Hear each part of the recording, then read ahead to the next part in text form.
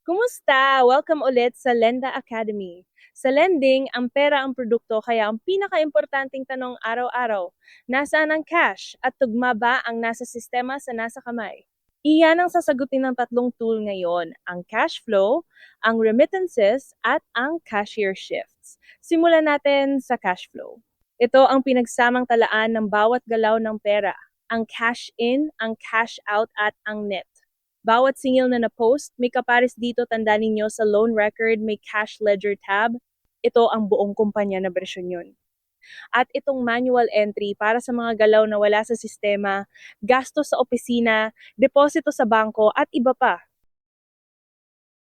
Sunod ang remittances. Buong araw naniningil ang collector sa field at pag-uwi niya, isusuko ang cash. Ang tanong, kumpleto ba? Dito iyon tinutugma. Sa Logger Remittance Pilihan natin si Maria Santos. Ayan, hatingnan ninyo automatikong kinalkula ang lenda ang collected that day, 1,535. Iyan ang kabuuang na post na singil ni Maria ngayong araw galing mismo sa mga resibo. Hindi na kayo magbibilang ng papel, alam na ng sistema kung magkano dapat ang isusuko niya.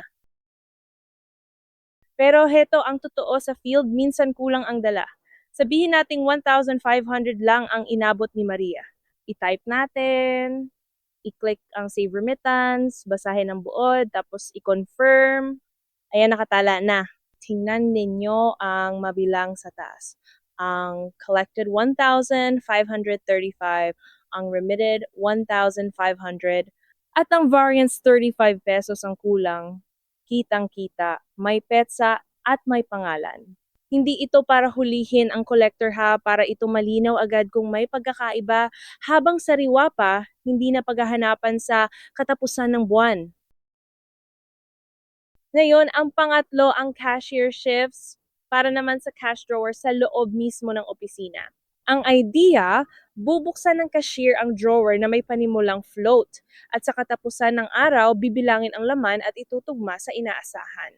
Naka-on na to sa demo natin, nasa setting sa cashier shift and cash drawer.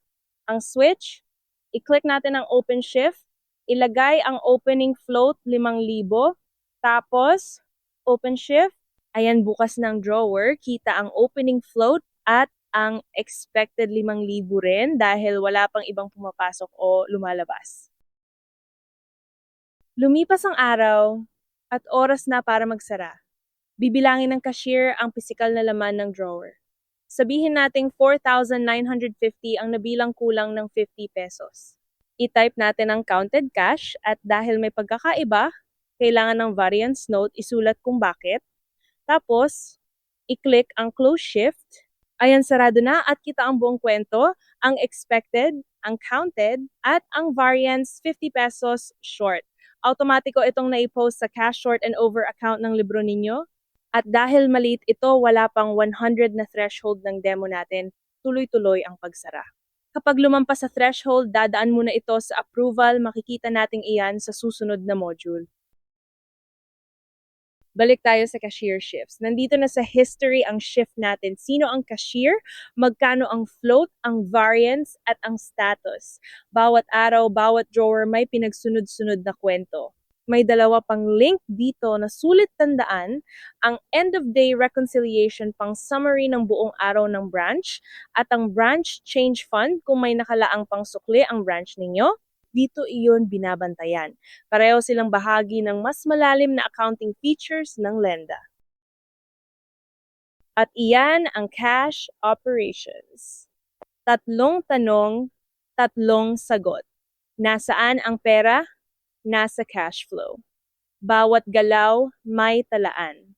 Kumpleto ba ang isinuko ng collector? Nasa remittances, otomatikong tinutugma sa mga resibo, kita agad ang kulang. Tugma ba ang drawer?